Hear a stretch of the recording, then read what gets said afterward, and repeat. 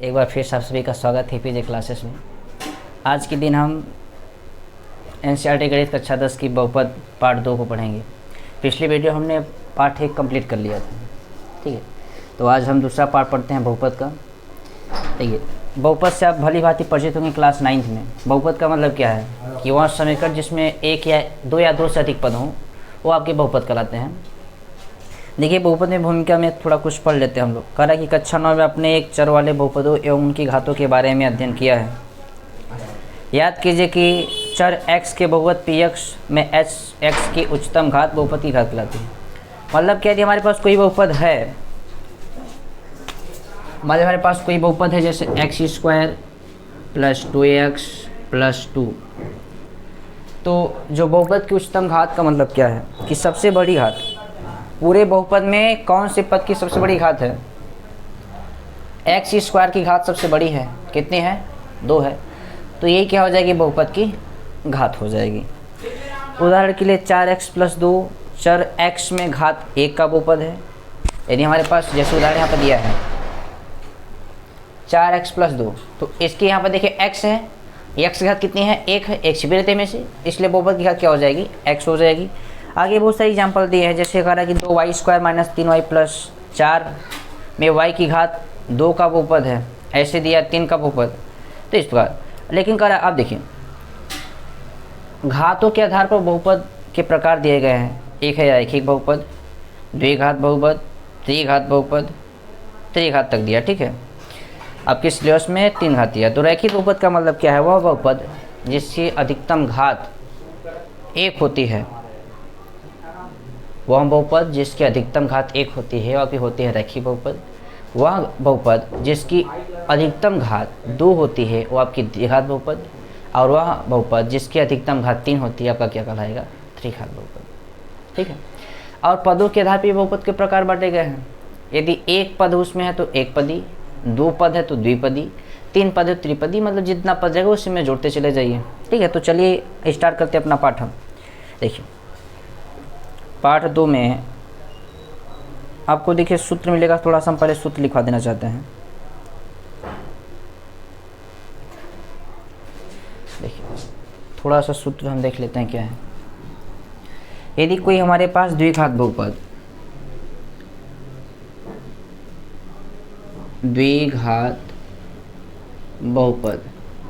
कोई हमारे पास, जैसे हमारे पास है ax² + bx प्लस का c = 2, ठीक है। मान लीजिए हमारे पास एक बहुपद है ax² + bx + c है। एक क्या है? द्विघात बहुपद, क्योंकि इसकी घात कितनी है? 2। यदि हम बात करेंगे जो शून्य को, इसको यदि हम हल करेंगे तो हमारे पास 2 मूल निकलेंगे, जिसको बोलते हैं शून्यक। शून्य का मतलब जो शून्य के बराबर लगभग हो। तो इनके यदि हम कहेंगे शून्यकों का योग, शून्यकों का योग, ठीक है। मान लीजिए हमें शून्य पता नहीं क्या क्या निकलेगा, तो एक को हम मान लेते हैं हमारे पास शून्य अल्फा है, दूसरा हमारे पास क्या है? बीटा। तो योग का मतलब प्लस, इसका मतलब कह रहा है कि अल्फा और प्लस बीटा। तो इसके बाद जो होता है -x का गुणांक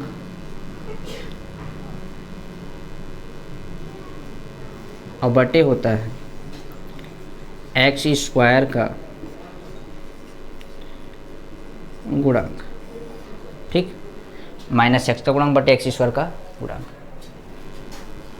-x का गुणांक क्या है? b। x² का गुणांक क्या है? a। तो क्या हो जाएगा? -b/a,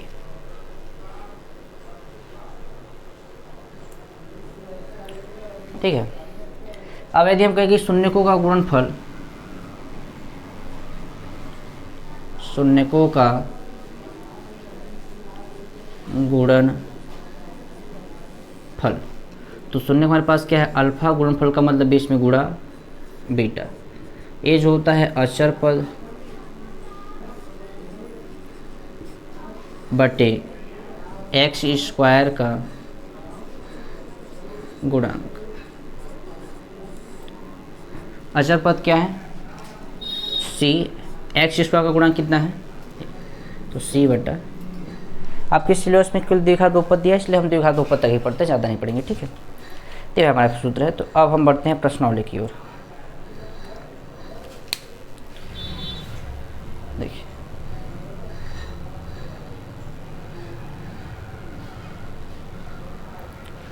ये है प्रश्नावली 2.1।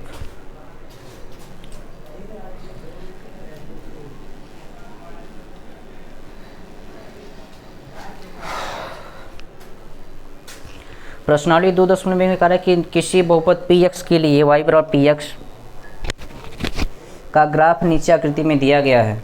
प्रत्येक स्थिति में px के शून्यकों की संख्या याद कीजिए, ठीक है। तो आपको जहाँ पे आकृति दिख रही है, यदि x की बात करेगा तो x अक्ष पर जितनी बार रेखा कोई काटेगी उतना उसका क्या हो जाएगा, शून्यक, ठीक है। तो यदि y अक्ष पे कहेगा तो जितनी बार y अक्ष पे कोई रेखा काटेगी उतना उसका क्या हो जाएगा, शून्यक हो जाएगा। तो यहाँ पे x अक्ष की निकालनी है, तो देखिए हम x अक्ष का निकाल लेते हैं। बहुत छोटा सा प्रश्न है ये। देखिए पहला प्रश्न में देखिए यहाँ पे दिया है पहला नंबर, इसका हमें शून्य निकालना है x अक्ष के लिए, px के px बहुपद हमारे पास क्या है, px है, y वाला नहीं कर है। तो x अक्ष पर जितना बार कोई रेखा काटेगा उतना क्या हो जाएगा, उसका शून्यक हो जाएगा। तो यहाँ पर देखिए कोई रेखा है हमारे पास, लेकिन x अक्ष पर कहीं नहीं काट रही है, इसलिए इसका बहुपद का शून्य क्या हो जाएगा, 0, कुछ नहीं है। दूसरे प्रश्न में देखिए एक बार कट रहा है x वाले पे, तो इसका शून्य क्या हो जाएगा, 1 हो जाएगा, ठीक है। तीसरा वाले में देखिए कितना बार कट रहा है, एक बार यहाँ पे, ये पूरा x अक्ष है, एक बार यहाँ पे, एक बार यहाँ पे, एक बार यहाँ पे, टोटल कितना हुआ, 3। तो इसका शून्य कितना हो जाएगा, 3 हो जाएगा। इसी प्रकार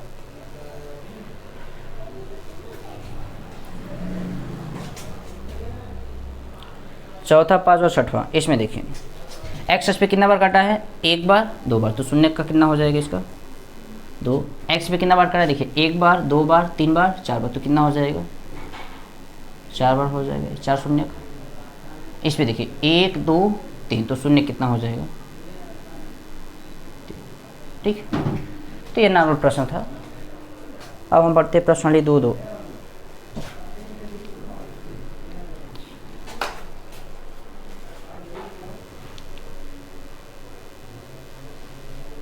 संबंध देखिए बता, किसी बहुपद के शून्यकों गुणांकों के बीच संबंध दिया है, ठीक है, हमने लिखवा दिया ऑलरेडी। अब प्रश्नावली बढ़ते हैं 2.2 के लिए।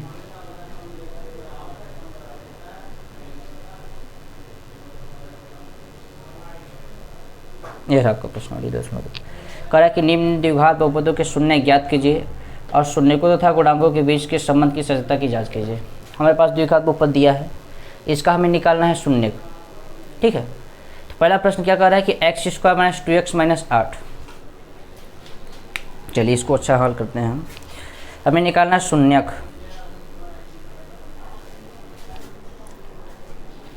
प्रश्नावली 2.2 के पहले का पहला नंबर जो प्रश्न है, x² - 2x - 8, हमें इसका निकालना देखिए शून्यक है।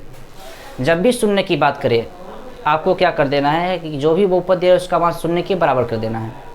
शून्य के लिए इस बहुपद का मान शून्य के क्या होना चाहिए, बराबर। तो यहाँ पे हम लिखते हैं शून्य के लिए, शून्यक के लिए बहुपद x² - 2x - 8 = 0, इस बहुपद का मान शून्य क्या होना चाहिए, बराबर। अब इसका हम क्या करेंगे, गुणनखंड कर लेंगे। गुणनखंड में देखिए यहाँ पर यदि कोई x² के आगे संख्या है उसका गुणा हम अचर पद में करते हैं, यदि नहीं है तो कोई दिक्कत नहीं है। यहाँ पे कोई नहीं दिख रहा तो छोड़ दीजिए। अचर पद क्या आपके पास दिख रहा है, 8। तो आपको यहाँ पे द्विघात बहुपद है तो मूल कितने आएंगे, 2 आएंगे। तो आपको ऐसी दो संख्या ढूंढनी है जो गुणा करने पर 8 और घटाने पे कितना आना चाहिए, 2 आना चाहिए, ठीक है। हमारे पास संख्या क्या हो जाएगी, x² 4 - 2 x - 8 = 0। यदि हम 4 और 2 का गुणा करेंगे तो कितना आएगा, 8। 4 में से 2 घटाएंगे कितना आएगा, 2। तो 2 के स्थान में क्या लिख लिया, 4 - 2, ये x था तो x - 8 तो -8 = 0। अब इसको आगे हल कर लिए, सिंप्लीफाई करिए।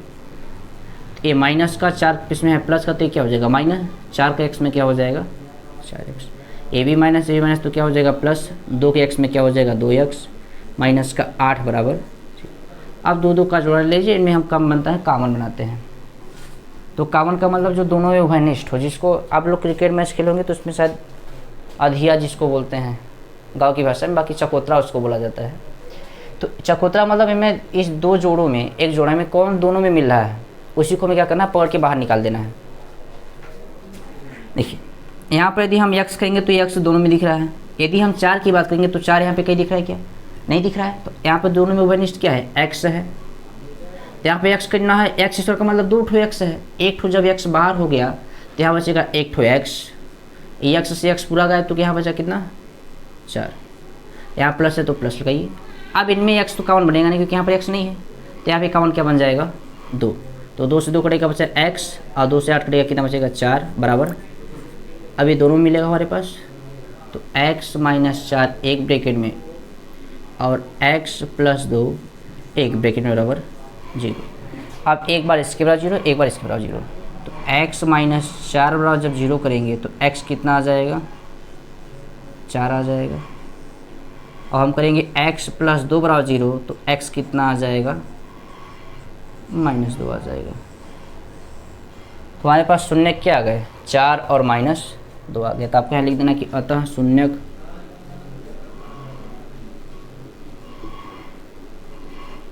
शून्यक 4 और -2 है, ठीक है, 4 और -2 है।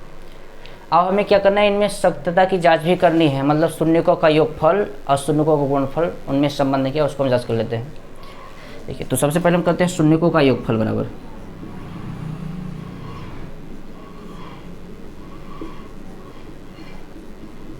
योगफल क्या होता है, -x का गुणांक और बटे क्या होता है x स्क्वायर का गुणांक, ठीक है। तो योगफल मतलब जो जो शून्य का उनका हम क्या करेंगे योग कर देंगे। तो हमारे पास शून्य एक ठो 4 एक ठो क्या -2, तो 4 प्लस -2, x का गुणांक कितना है -2, x का गुणांक कितना दिख रहा है -2, तो क्या लिखेगा -2, x का गुणांक कितना है कुछ नहीं दिखा तो क्या हो जाएगा 1 हो जाएगा, क्योंकि गुणांक हमेशा 1 होता है, घात भी हमेशा 1 होता है। तो 4 प्लस माइनस क्या हो जाएगा -2, माइनस प्लस का 2 बटा कितना हो जाएगा 1, 4 में से 2 कटेगा 2, 1 पकड़े के आ जाएगा 2 बराबर है। तो मतलब हमारा प्रश्न क्या है सही है। अब हम निकालते हैं गुणनफल शून्यकों का गुणनफल क्या होता है, अचर पद बटे x स्क्वायर का गुणांक। तो गुणनफल कर लीजिए 4 गुणा -2, अचर पद क्या दिख रहा है -8, x स्क्वायर का गुणांक क्या है 1, तो कितना आ जाएगा -8 बराबर कितना आ जाएगा -8 बराबर है। तो ये हमारे पास एक क्या हो जाएगा हमारे पास। तो इस प्रकार शून्यकों का योगफल और गुणनफल की क्या करनी है हमें जांच करनी है, और इस तरह से आपके क्या निकलेंगे शून्य निकलेंगे। ऐसे ही सारे प्रश्न आपको हल करने हैं।